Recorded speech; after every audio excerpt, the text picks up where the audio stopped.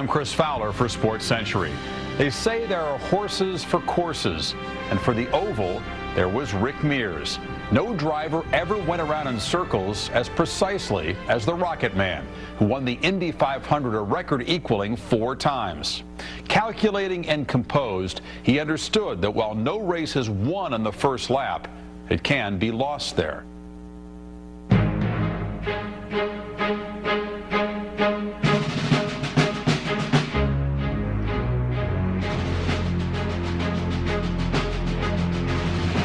He had that look in his eye that you see champions have, and I knew that Rick Mears was going to be great. I don't think there's ever been anybody that had the intensity or the focus that Rick had. He can remember every inch of every lap he ever drove, and it's that great precision that he has. It's unbelievable. His ambition, I think, was probably very pure in the sense that what he really wanted to do was drive a car as fast as he could drive it, make all the correct decisions, not necessarily beat the next guy. Rick immediately communicated well with the Indianapolis Motor Speedway. He became an absolute student of that surface and what its peculiar winds could do to you and how winds buffeting off the wall might affect you.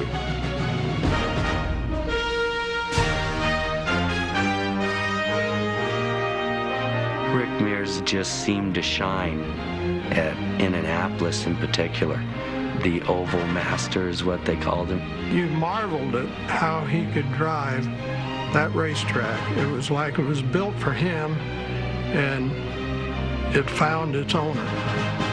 In 1979, when Rick Mears ran his second Indy 500, he not only had his own experience to guide him, he also had the racing knowledge of giants, owner Roger Penske and teammate Bobby Unser. He'd now been around a team that knew its stuff. He'd been around Bobby Unser, who knew his stuff, and he was a sponge to all that. You'd walk in the garage, there would be Rick with a broom sweeping out the back of the garage, but all the time he's sweeping, he's listening to what Roger Penske is saying and what the rest of the crew is saying, and that's all just soaking in and getting processed.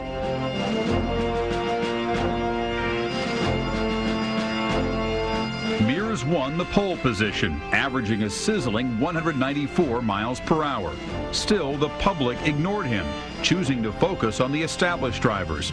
But as the '79 Indy 500 unfolded before a throng of more than 300,000, so did the young Californian's talent as he moved steadily toward the front. We knew because he was a Penske car he was capable. We privately had hopes for him, but you were watching everybody else. They're racing at Indianapolis, going side by side into the first turn. On the outside, Al Unser started to make a move, but didn't.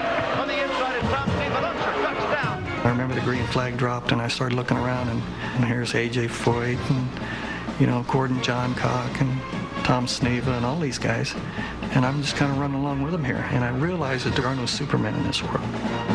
There were lots of times Rick Mears, you wouldn't even notice him halfway through a race, and all of a sudden, with 25 laps to go, there he is pounding on the guy that's leading the race. Rick was back running very good in probably a lesser car than what I had. Bobby in '79 was the king of the team.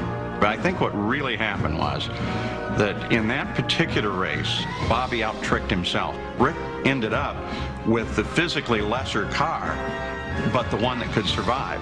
With just 45 miles left, Unser still held the lead, but Mears, driving with care and opportunism, had eased into second place.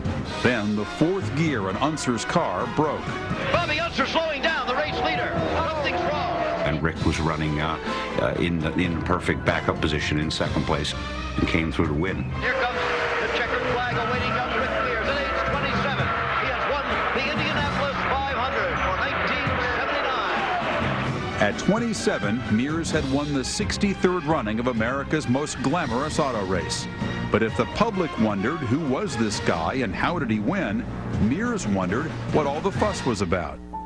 You were watching what AJ was doing and what the Unsers were doing and that, and he just kind of, typical Rick, just glided right in there. He wasn't quite the same good old boy, but he was the new generation of the racing driver. Well-spoken, well-presented, corporately attractive. Rick didn't know what was going on. He was just being a race driver. He was just like a young California kid, so to speak. He was very relaxed, almost too relaxed in some sense. He couldn't have realized the significance because he was too young. He was so new. Everything happened so fast. I hadn't been around long enough to really realize the tradition and the things out of Indianapolis. To me, it was almost like winning another race. He took it in stride, but he was a pretty happy camper, let me tell you. We were taking him to the press room, and my workroom was across the street from the press room in the garage area. And Rick came into my workroom, and he had the wreath around his neck, and he still had a bottle of milk in his hand, and we were high-fiving, and he was pretty happy in there, let me tell you. And then, of course, then he put back on his got to look like this face and went across to the press room. He was so thankful and so wide-eyed about it. It was like, this is more than I can imagine that's going on. And I think some people tried to think at the start, well, he's just being coy or something. Well, not at all. I mean, I think he's about the least phony person I think I ever met in auto racing. I remember that night going back to Rick's apartment, and we sat up and talked all night long in fear that this was a dream, okay, that had come true, but in the event we went to bed, woke up, maybe it would have been just a dream. Here he was, suddenly the new superstar, a good-looking guy, a great amount of talent, Penske's guy. The future was wide open to him, and that's the way everybody looked at it right there and then.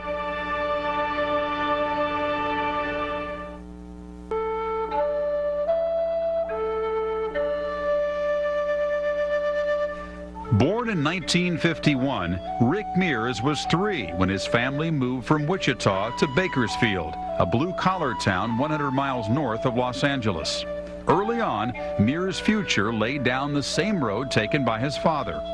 Bill was a stock car driver on the dirt tracks in Kansas in the 40s and early 50s, and it was a family that grew up around the racetrack. My dad used to race 5 or 6 nights a week. You sat at the dinner table every night in between races. What do you talk about? You talk about racing. We were always racing. We were never on bicycles or anything we had to pedal. We were always on something with a motor. When he was a teenager, Mears began racing motorcycles, much to his mother's surprise. There'd be a trophy sitting in the bedroom, and he wouldn't even tell us about it. And she'd say, "Where'd this trophy come from?" And found out he was taking her bike and racing it out at the racetrack. His mother was afraid he was going to get hurt badly, so they visited Ascot Park in Los Angeles one night and saw a sprint buggy race. Dad says, "What do you think about driving one of these?" I said, "Oh, that'd be great. I'd love to." I didn't think it would ever happen. So on the way home, he said, "I'll make you a deal. This was Mom's idea. You give up racing motorcycles, we'll build a buggy." They call them single-seater buggies. They built them themselves in the garage when they had time between work and playing and racing. They'd work on them themselves, build parts, and make them and build them from the ground up. That allowed both Rick and Roger to be intimately involved with the car itself. And now you're driving the race and you're thinking, boy, it's not reacting the way I want. He learned then, when he was building cars with his dad, how to make those adjustments. Rick and his brother Roger would drive down the hill 100 miles from Bakersfield to Ascot every Saturday night and race the sprint buggy down there. Ascot was a typical dirt bowl. I mean, there was a lot of great racing. A lot of people grew up there. It was a half-mile dirt track where you came to learn to race as much as win races. And they would come down as young boys and just blow everybody's doors off. Their stiffest competition was each other. And in the Ascot days there, they had like 21, 22 races, and they won 20 of them between the two of them one year. It was always first, second. It was funny. We were very competitive against one another out on the track. But off the track, we were very close. Roger and I go home at night and pick each other's brain and say, "How you doing this?" or "How you doing that?" and "What are you doing to get through this corner?" And we knew if we could help each other and get ahead of the competition, it would be fun if we just had to battle each other and not everybody else. In those early battles at Ascot, Mears began to merge the two opposing sides of his racing nature, caution and risk. He learned slowly but well. It used to aggravate me because, like trying to get to do a wheelie on a motorcycle. You just rev it up, drop the clutch, and he'd do it his way and real slow, very conservative. And then what I would do on the first day, might take him a week. But at the end of that week, he had it down a lot better than any of us. When Rick was learning to drive, he used to drive them all crazy because he would stop at a stop sign and he would look left and he would look right and he would look left and he would look right, and they would be in the car and say, "Rick, you can go now. It's okay." But he was enormously careful. After graduating high school in 1970, Rick joined the family business, Mears Excavation. As soon as he got out of high school, he came over and said, "Dad, can I learn to run a backhoe now?" Because he wanted to get into bigger money. And that's what he did. He went to work running the backhoe. We felt if we taught them something that didn't have a thing to do with racing, they could always fall back on that. I expected probably more or less to stay on the tractor and most of my life. And then the racing we just do until we couldn't do it any longer because it was just a hobby.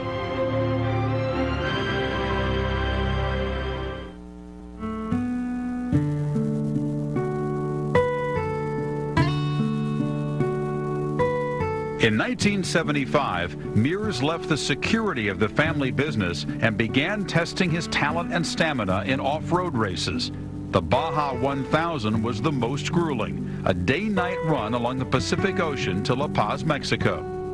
Baja has a great mystique because it's scary, because it's dangerous, because you could get lost out in the desert, take a wrong turn, and you'd have to pull the tires off your truck and light them on fire so a search plane could see it. Baja mostly requires an intense amount of concentration because you can't practice it. It's not at all like a road race course where you know what's there lap after lap after lap, and after you get in a rhythm, it's automatic. Baja, running off-road was a physical act. It was brutal. You're out there by yourself. And this is where Rick mastered so many of his skills. His mastery of off-road racing is something that you have to see to believe.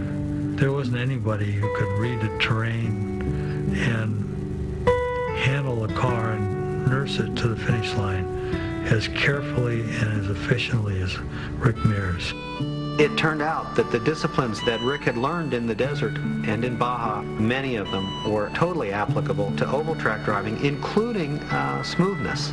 Now, it sounds like a contradiction, but Baja is all about smooth driving and preserving the equipment as well as that absolute concentration level. Baja produced two things for Rick Mears. One was the ability to finish races, to understand the car control, but also the technical expertise it took to set your car up to run as fast as you had to run to be a winner. When he came to IndyCar, he was a leg up on everybody.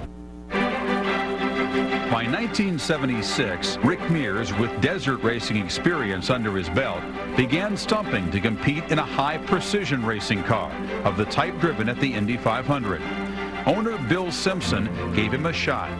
He said, well, let's take him to Ontario and we'll put in an IndyCar and see what happens. I mean, it was just this wild hair experiment. We'll see what this guy can do. And Rick was out there just running lap after lap. It was a non-competitive car, but he held in there, and we looked at the scoreboard, and all of a sudden, his name came up. He was in the top 10, and he finished 8th in that race. And it was at that point when I talked to Penske, and I said, just watch this guy because he's really going to be great. I said, he'll win some races for you. On Simpson's advice, racing's most successful car owner, Roger Penske, talked with Mears before he left the raceway in Ontario, California. Roger said, if you really like to go racing, I'm going to be at this farmhouse on this particular day, and we'll talk about your future in Indy cars with the Penske team. So Rick went there and was knocking on the door at 6:30 in the morning. And that's when Roger said that's when I knew that I had a race driver. Rick came to Phoenix for his first chance to take a ride in a Penske car. The other drivers needed a lot of creature comforts getting in and out of the car. Rick jumped in, grabbed the wheel, and then just in a few laps was competitive. We knew we had a great driver just looking at the stopwatch. The gift that Rick had to race on an oval is a God-given talent. But I think to fully develop that, he had to work with somebody like Roger Penske. One of his drivers was Mario Andretti, and Mario was driving in Formula One that year. So there were some dates that weren't covered. And so Roger offered Rick the job of being the substitute driver for Mario Andretti. A part-time ride with him would be better than a full-time ride with most other teams. And Roger said, I'll guarantee you at least 6 races if you're interested. I ended up running 10 races instead of 6, and we ended up winning 3. So I was there full-time the next year. Rick looked like a cowboy then. He had long hair and wore a floppy leather hat. And mechanics who were English, coming from a Formula One road racing European background, looked at each other and thought that Roger Penske must have lost his marbles. Penske respected Rick. A driver just doesn't get out there and put his foot in it. He has to come back after practice laps and be able to tell the engineers and the mechanics what is wrong with the car. He had a terrific seat-of-the-pants feel for the car, and he could come into the pits and not only explain to his crew members what was wrong with it, but like a doctor, he could prescribe the medicine. Mears differed from his colleagues in ways more fundamental than appearance. I remember once Bobby Unser watching Rick play with a remote-controlled car. Bobby shook his head and mumbled something about Rick has to grow up and recognize there's a lot of hard work to do and stop playing with his toys like a kid all the time. He used to just drive me nuts. I mean, I'm concentrating on my race car, and there's that Rick over there playing his little toy race cars. Rick was just, he was this Bakersfield hillbilly. Hollywood was something he drove by on the way to Ascot Park to go run a sprint buggy. Rick was always about maybe having a beer at the end of the day and talking about, let's go get in the motorcycle and take it out in the desert. Rick Mears, as a person, is the laziest man I know. His idea of tension is to sleep. It's how he deals with tension. It's how he does his thinking. If you see Rick stretched out on a couch, then you know there's something pretty serious going on in his brain there. It's not uncommon to find Rick on a starting grid, in the car, strapped in and ready to go, and his eyes closed, and he's asleep.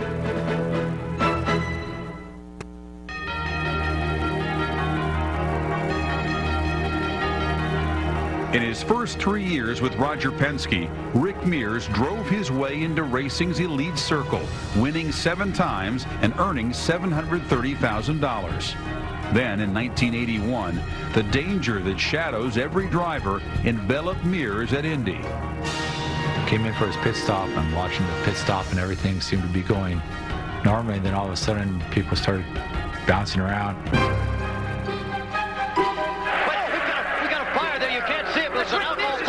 All of a sudden, I see a sheet of alcohol come over the top of my head and down into my lap, and I thought, we're in trouble. With the methane, with an alcohol fire, you don't see it. The first thing that you see is smoke, or perhaps you see the reaction from the individual. But Rick was reacting very violently. My suit was saturated, and it's like a wick of a lighter. The fuel was burning, but it's not burning the suit. Just very, very hot. Flames were coming up inside the helmet. I went to take a breath, and I felt the heat go down my throat. When Rick realized that he was on fire, at that point, it's almost too late. His father was obviously the man who would be focused on his son, and he was the guy to the rescue and actually stuffed the fire extinguisher up under Rick's helmet. I run over and grabbed it and turned it on finally and squirted it all over him. I unzipped his fire suit, put my hand in there, and it was so hot inside his fire suit. It was really, really hot. And we pulled his helmet off, and he went like that, and skin come off his nose on his fingers, and so we grabbed him and started running for the hospital. That whole time was only about 35 seconds, but it's a long time when you're burning. It scared him, I'm sure. There's no doubt about that. You wouldn't be human if you weren't scared. But he kept on racing and kept on pulling back in the pits for more methanol. Although Mears would undergo skin grafts on his nose at the end of 1981, he was back on the track in June. By the following Memorial Day weekend, he was among the favorites in the Indy 500. That was the greatest race I've ever seen at Indianapolis. It was just 100% theater. The wily veteran Gordon Johncock is leading the race. 300,000 people standing, cheering. And here's the youngster trying to get around him. There's Dina Mears. Her man is the man that's closing on the leader. Yep, look at Mears pour it on. They're coming up for the final stop, and Johncock was leading with Mears right behind him. Mears made the first stop, and they give him the full load of fuel. Off he goes. Then John Cock comes in for his stop. What John Cock's crew did was to, instead of giving a full load of fuel, they figured out only the amount that he would need to finish. So not only did Rick go back out with a little bit more to catch up with, but he was running with a car that was quite a lot heavier than his competition. All the announcers had given up on Rick. I mean, there's 11, 12 laps left to go, and Rick started reeling in John Cock. With each lap, Mears' machine grew lighter and faster. Sam, we've got a trophy dash to the finish line. If this stays this way, there's never been anything like it. The closest finish in the history of Indianapolis. With 10 laps to go, Rick Mears is behind by 10 seconds. So here they come, 9 laps to go, 9 seconds behind, 8 laps to go, 8 seconds behind. So Rick is gaining a second a lap. Over the roar of the engine, you can hear the 400,000 people. And somehow they got down to 1 second and then side by side, but Rick just couldn't get around him. Gordon was just driving all over the racetrack to keep him away. Gordon John Cock had grown up on the oval tracks of this country where they chew nails and spit rust. And Rick Mears at that time wasn't the racer he later became. Rick knew that Gordon was never, ever going to back off, and he was willing to crash. And Rick was not willing to crash at that time in his career. When we got to the corner, he had a nose ahead of me, and it was his corner, period. I could have been dumb and run down on the apron and try to stay under him, and then we'd probably hit, and then third place would have won. And to me, that's not the way to do it. He's making a move. No, not quite. John Cock won the Indianapolis 500. He won it by less than a car length. In the post-mortem, Mears was criticized for being too conservative. He lost that race in the first turn of the last lap where he just wasn't aggressive enough. He didn't want it as much as John Cock did. If it had been 2 or 3 years later and Rick had had a little more experience, I never would have beat him. Rick had always said that the risk had to be worth the gain. I would guess at that time the risk wasn't worth the gain. I don't think he really would have had to take a risk. We run lots of time 2 or 3 feet from one another, but Rick was a very safe driver, you know, and watched what he did and didn't put other people in trouble. After that race was over, I actually ran him down, and he wasn't really kicking himself hard, but he was just accepting that that was his mistake and he was the guy who made it. A lot of people would have been very annoyed and disappointed, and he's still in the cockpit. Hair's just drenched, and he's got this grin on his face. Rick Mears is one of those guys who always has a smile on his face. Doesn't matter the situation. Nothing ever gets under his collar. I asked him one time how he was able to handle defeat or disappointment. He said, yeah, I do have a temper, I do get angry, but he said, I try to take care of that inside the helmet. He never just gets out of the car and throws his helmet. Our son, Clinton, did that one time, and Rick, he says, if you have a problem, you do it all in your helmet. And when that helmet comes off, you better have a smile on your face. As racing made ever greater claims on Mears, his wife Dina began to reassess the effects of their absence on sons Clint and Cole. She was always there for him and always at the races, and she was there with him 24 hours a day and never really left his side. And it was tough growing up because of that, because my brother and I, we were with babysitters a lot and tutors and stuff. Our lifestyle got a little faster. He had to do more appearances. He was away from home a lot longer. It was hard on the boys. They didn't see him much. It was very challenging for Rick. As a young, upcoming racer and being on the road, it was extremely difficult for him to maintain, you know, the normal lifestyle that you would have with 2 young children at that point in time. In February of 1983, Dina Mears filed for divorce and custody of their 2 children. I remember Mom sitting me and my brother down on the couch one day and telling us Mom just wanted to be around her boys growing up and just couldn't handle being on the road all the time and not seeing us grow up. And Rick wanted to be fair. He wanted to be fair to Dina. He wanted to be fair to his kids. And he wanted to go on with his career. He chose racing over his family. Racing was his thing. That was his life, and that was the route that he took. All champion race drivers make the decision that racing is it. Even with a laid-back guy like Rick, he was 24 hours a day racing. So while it may not be a commitment against the marriage, it is certainly a commitment for the sport, but they all make it. He went through a lot of bad stuff over that divorce inside. It didn't affect his career because on the outside, Rick maintained his composure. I'd get back in the race car and I'd get my mind off of it. And I've always found the race car was kind of a cure for lots of things. And you get so focused on it that the rest of it goes away for that time being.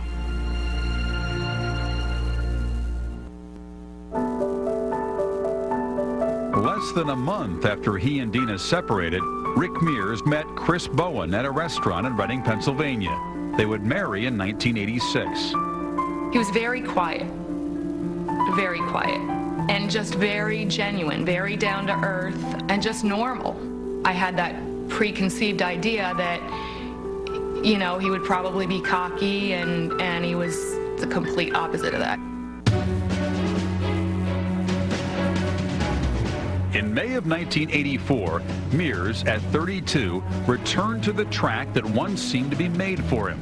It had been 5 years since his first Indy win, and some were beginning to wonder if he would ever repeat. Green flag is out there racing in Indianapolis. Rick Mears in the golden car going for the lead. 84 was a great race. There was really only 3 of us in the race, and it was Mears, myself, and Sneva.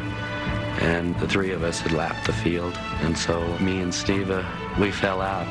He didn't. He just outdistanced the field. He had a car that was just superior. He drove a superior race, and he just beat him hands down. The checkered flag for Rick Mears. He's won the Indianapolis 500 with a hand in the air. Anytime you win a race, and I don't care whether it's Indianapolis in a 500-miler or if it had been a 1,000-miler, and you win by 2 laps, that's a dominant performance. Despite his second Indy victory, Mears was denied the respect due him. While some pointed to his laid-back manner and his cautious decision against Johncock in 1982, the strongest criticism was that he lacked a great driver's imagination. And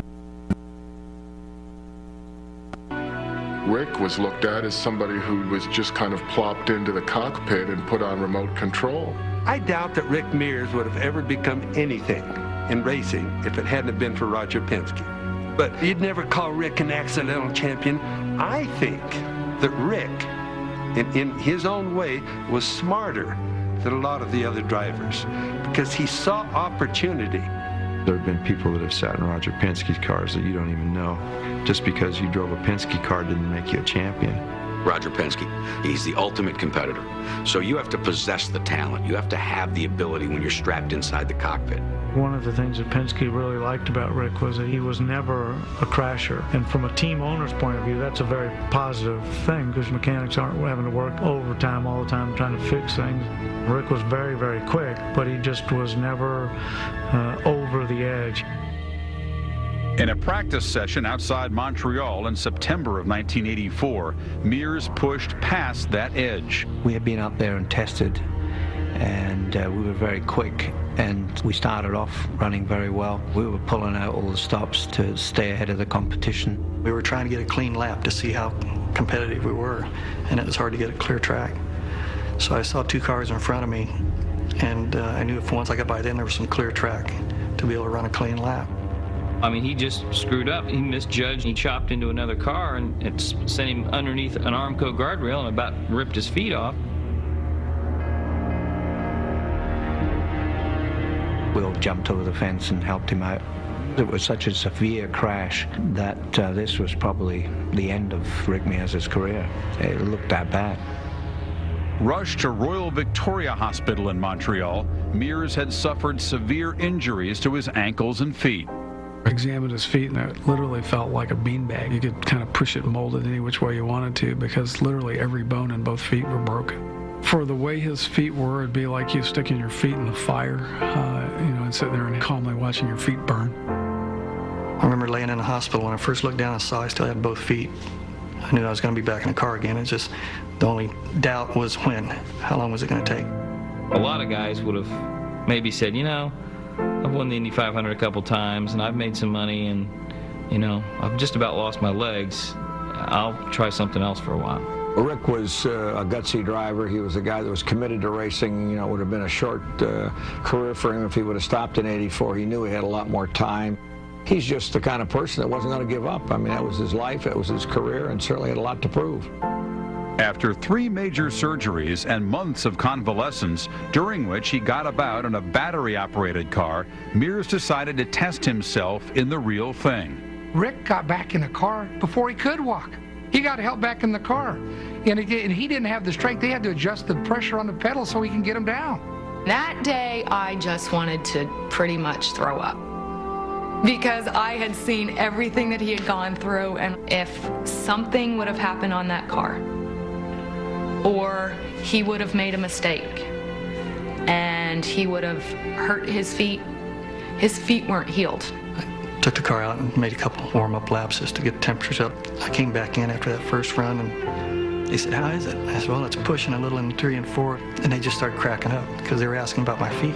He came in, he flipped open his visor, and he was just grinning ear to ear.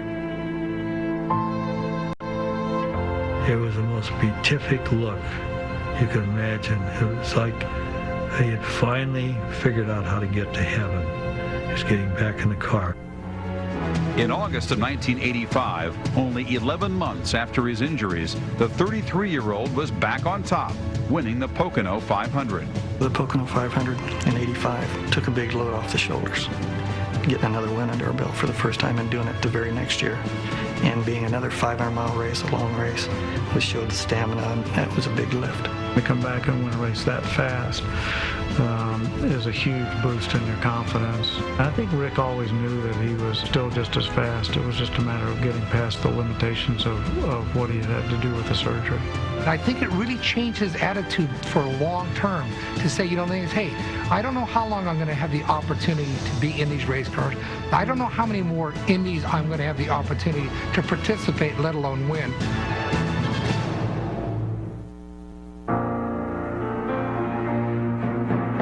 it is. And the 1988 Indianapolis 500, the 72nd running is underway.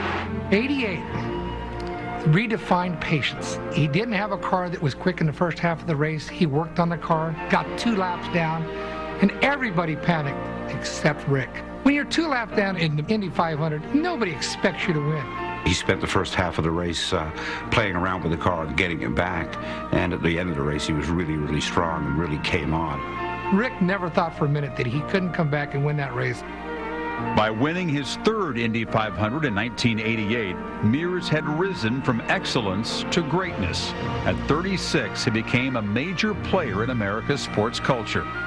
He not only appreciated, he recognized what it would mean to his life and his career or more, I think. He recognized how much more he would have to give to the tangential aspects of race driving, time with sponsors and the media and that sort of thing. But it's part of the package, it's part of the job, and that's where he matured. Rick never made the money off of Indianapolis 500 wins that he could have, not near the money that he could have, because he wasn't interested in the money. If he was going to make $20,000 for an appearance or have a really nice dinner with his friends, he'd forsake the 20 grand any day. It feels great. They've asked me, which one was the best of the first 2 and the second one was the best, and I've got to say today that the 3rd one's even better. He wasn't flamboyant. He wasn't really red hot with the press. He was never controversial. He was a perfect corporate driver. Most of the fellas that drove for Roger were clean-cut, hard-working people. Big sponsors were coming, and drivers were meant to not be out raising hell, drinking beer in the middle of the night. I know Penske has a rule for his people that they're in bed at 9 o'clock at night.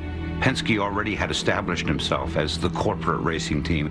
Rick came along, was the perfect race driver for him. Not only did he produce on the racetrack, but he had this great image, squeaky clean, perfect image, and was a guy who wasn't going to make critical comments. At 39, Mears stood at the doorstep to racing history as he sought to join A.J. Foyt and Al Unser Sr. as 4-time Indy winners. Then, 16 days before the big race, he was visited by a painful touch of his past. In 1991, he was involved in a pretty good wreck On Friday before pole qualifying, his feet took a beating in that wreck, and so he was walking very gingerly at that time. There was a bone trying to come out of his foot right here. They took him down and taped him. Went down to the hospital, looked at it, he came back. He said, look, I want to get back in the car, jumped in the spare car, and in a matter of a few laps, set the fastest lap of the month. The next day, sat on the pole. The pole sitter, Rick Mears, brings the field down. The 75th Indy 500 is underway. Not too far into the race, the bones in the right side of my foot, it felt like somebody had a hot knife sticking in them. And the only way it wouldn't hurt was lifting and taking the weight off of it. And obviously you can't win races if you're going to lift. You got to be able to stand on it. It hurt like hell, and the only way he could keep it on the throttle was he put his left foot on his right foot to hold it down on the throttle, which meant he had no brakes. But about 8 laps toward the end of the race, there was a yellow flag, everyone slowed down, and then at the start, Rick was on the outside, and Michael Andretti came charging through the middle for first place. Running in second place, Mears faced a decision similar to that one 9 years earlier when he trailed Gordon Johncock. This time, older and wiser, he made his move toward history. And instead of going low, which was closed, Rick Mears just stuck it on the high side, which isn't done at Indianapolis. Rick Mears now in the same position. Take Michael Andretti. He passed me on the outside into turn 1, and from then on he just led it. This car was flying. You just don't get up there on the outside of the track and run like that. And normally the track is dirty, from the rubber and the sand blowing up, and it was kind of outside the groove. You don't go in uncharted territory on the first lap. You do it when you got a shot at winning the race. I suspect he was probably trying to prove it to himself. He was not going to let the same thing happen to him that happened in the year with Johncock. He was willing to take the risk this time, as he wasn't back then. You can see the checkered flag just ahead of him now. He is now a 4-time winner of the 500. You look around and you see only 2 of the guys have done 4, and it's like, more than likely it won't happen. He didn't really expect to have an IndyCar career. He was this little desert rat guy that got a chance to jump in an IndyCar once, and he probably figured he was going to run it one time, and that was going to be a bonus. He never envisioned going to Indianapolis 500. He never envisioned making the race, let alone winning it 4 times. I remember being in the airport, leaving after the Indy 500, and there's Rick Mears up ahead of me, and he's got a duffel bag on one hand and a pair of jeans. I think he had a t-shirt on. And this is a guy that had just tied the record for winning 4 Indianapolis 500s. And he was so calm, and he could have looked like a sailor that was about to go on a 2-week sailing excursion to the Bahamas. You would have never thought that was a guy that just won his 4th Indianapolis 500.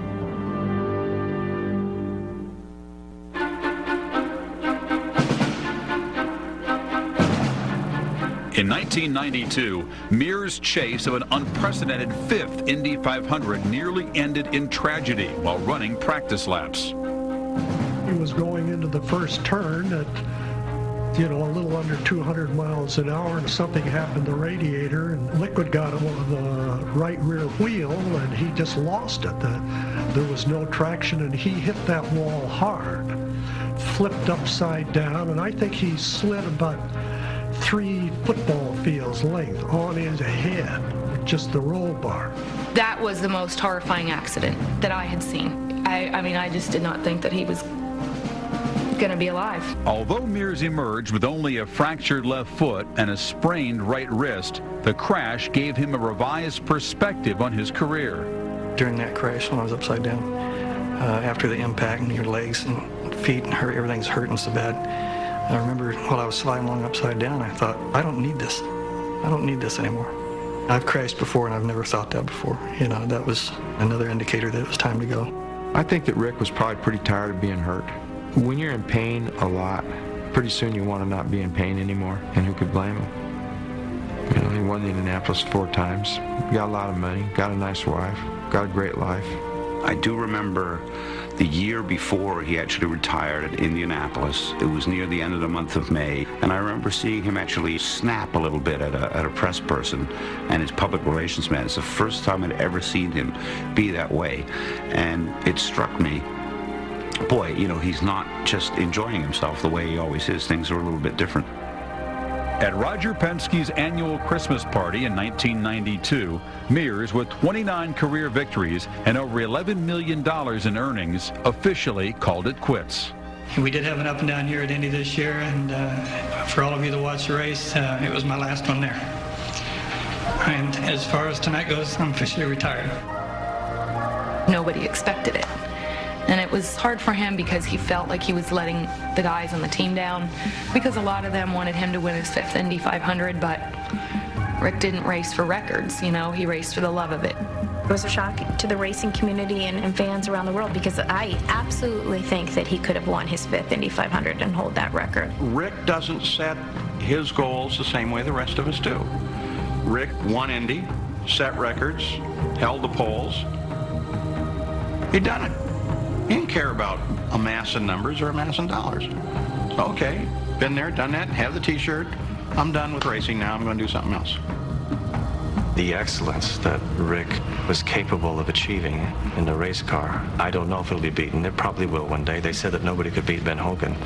And here comes Tiger Woods, and he managed to do that. But you have to have that synergy between racing driver and team. Rick Mears plus Penske Racing equaled all those records. On the first lap of his first Indy 500, Rick Mears neglected to strap on his helmet and developed sight problems when it rode up on his face. Not wanting to suffer the embarrassment of immediately pitting, he waited for the first yellow flag. The next year, he was better prepared, winning at Indy and going on to become one of the most respected drivers in the sport. Once, Al Unser Sr. was asked why Mears' car was so much faster than that of his competitors. Because, he replied, it's got Rick Mears in it. It was an answer as simple as an oval. For Sports Century,